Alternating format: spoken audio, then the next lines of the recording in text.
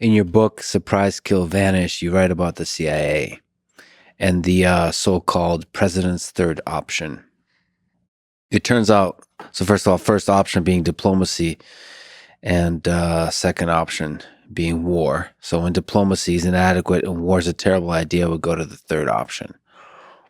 And this third option is about covert action and it's about assassination. So how much of that does the CIA do?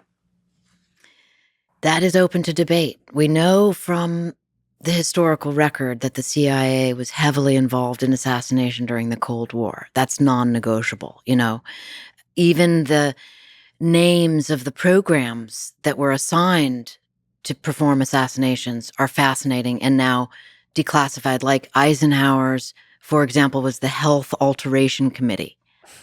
Well, Right? at least they have a sense of humor to this dark topic. Then the more modern names are targeted killing, right? Executive action, targeted killing, right? Mm-hmm. I mean, drone striking is essentially assassination. And, people jump up and down and say that's not true. Well, I spent quite a long time interviewing the CIA's lead counsel, John Rizzo. He died recently. But Rizzo was very forthcoming with me, of course, never sharing classified information, but going up to the edge of what can legally be known. Rizzo was thrown under the bus by sort of the general public he was the fall guy for the torture campaign. Mm-hmm. The CIA calls it enhanced interrogation. And so Rizzo had this long career. He began working under the Carter administration, right?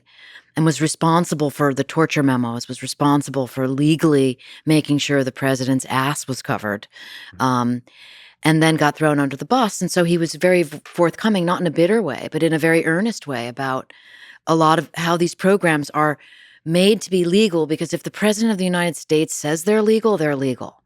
Executive Order 12333, it says we don't assassinate, but it can be overwritten by another order. That's straight out of Rizzo's mouth, right? Also really important to keep in mind is that the military operates under what's called Title 50. It's part of the National Security Code that gives rules and et cetera, how you must behave in a war theater. Well, the CIA is under no such rules. It operates under what's called Title 50. And, it's interesting to me as a reporter, because before I wrote the book and reported openly about Title 50, it was not really discussed. And now you even see operators themselves on podcasts talking about Title 50, which is kind of great because it's like the cat's out of the bag, guys. That's what it's called. And that's how it works. It means what we say goes. Can you elaborate on what Title 50? So it basically says assassination is allowed. It says what the president wants, the president gets, right? And so, the best example is the killing of bin Laden, right? We were not at war with Pakistan. So Title 50 doesn't apply. You can't have a military operation in a country you're not at war with. The lines, my God, now they've really blurred. But even then, they were a little more honored, right? And so what do? Well, Leon Panetta was the CIA director. And you work out a scenario whereby the SEALs, and by the way, it wasn't the SEAL, there was a rotational on that killer capture mission, which was really just a kill mission. SEALs were practicing, Delta was practicing, and Special Activities Division was practicing. They were all practicing at a secret facility in North Carolina, right? And it was just like, they're ready till they get the go order. And it just happened to be the SEALs, okay? So the SEALs operate under Title 10.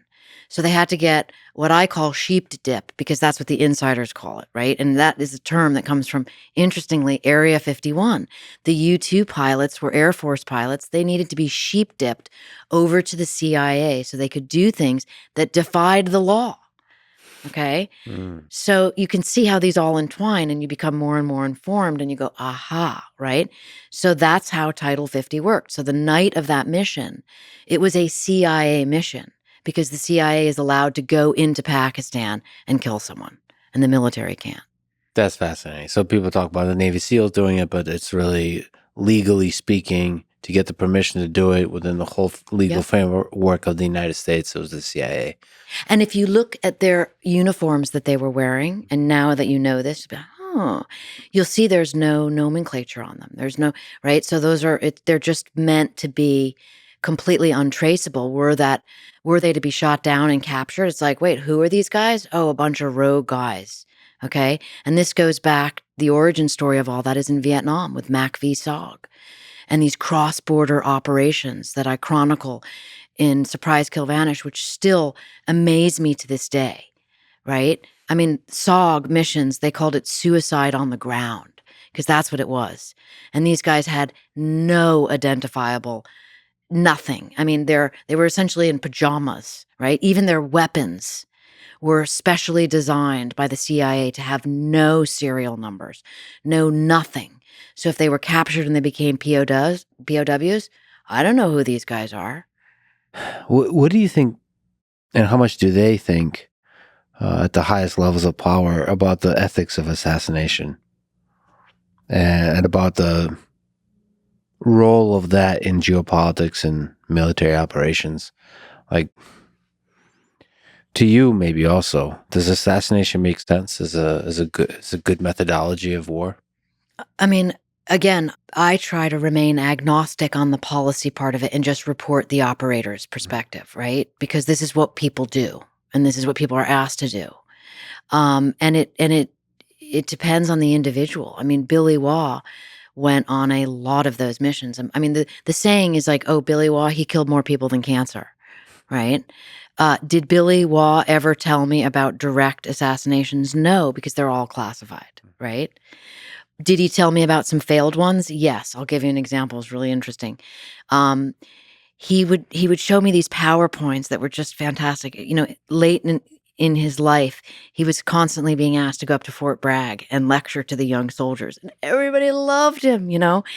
And he would drive all night to get there, and he would create these PowerPoints, and then he would show me the PowerPoints, and he would all unclassified. But at one point, when Hugo Chavez was in power, Billy Waugh was kind of asked, that's how it works, of like, if you had to think about doing something, what would it look like? Let's just say hypothetically.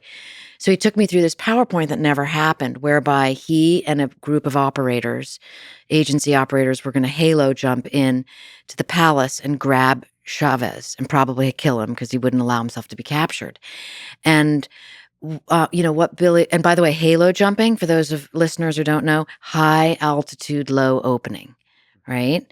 So you jump out of an aircraft and you go down like a pencil until you're really low to the deck, like 1,000 feet. You pull your parachute cord, and that way you're not picked up on radar. And you're also not traceable when you get to the ground because it's so fast. Billy Waugh took the second halo jump in history into a war theater in Laos during the Vietnam War, right?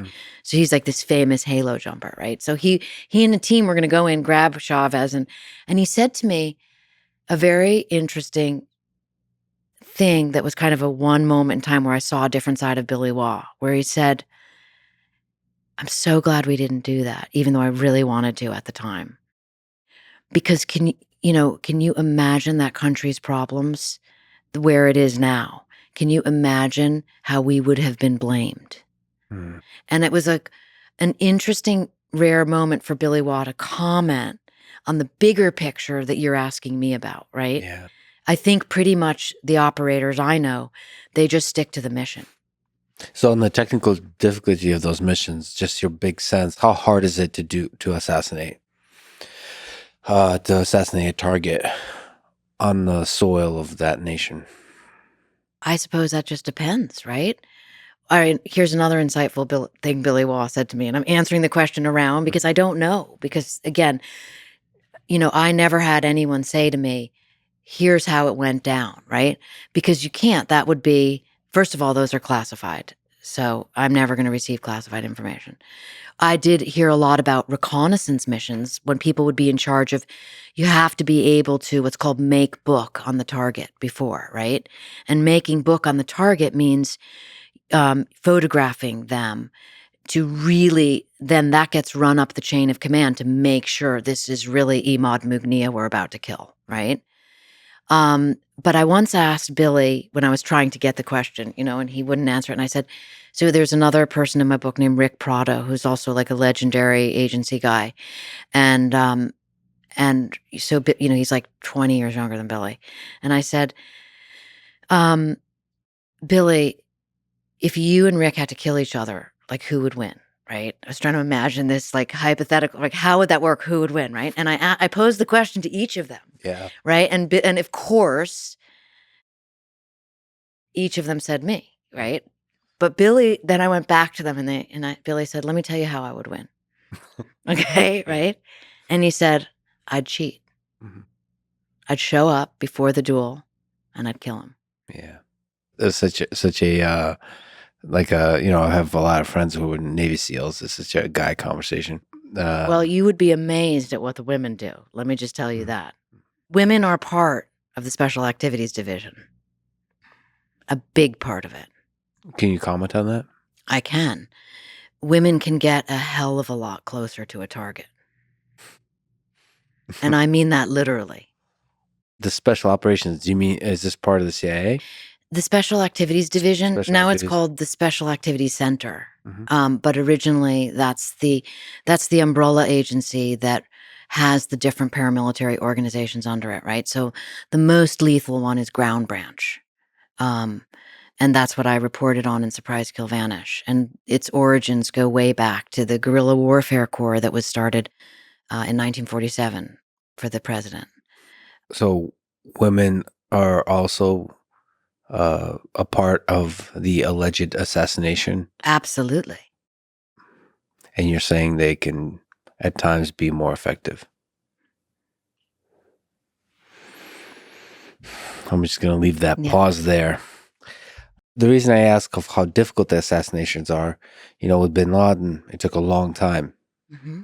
So I guess the reconnaissance, the intelligence for finding the target, I imagine with Mossad, maybe the CIA now, the leadership of Hamas, of the military branch of Hamas, is much wanted Mm-hmm. from an assassination perspective.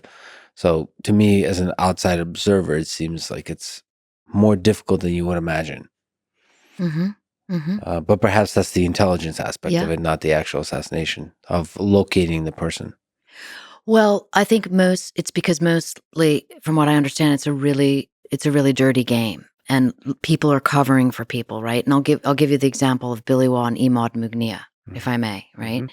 So Imad Mugnia was the most wanted terrorist in the world before Bin Laden, Hezbollah's chief of operations, and he was wanted by Mossad on down, but no one could find him. He was missing for 20 years. There wasn't even a photograph of him. Mhm. And then he resurfaced. And of all places, he resurfaced in Saudi Arabia. Okay. So what? That's when I say it's a dirty game, right?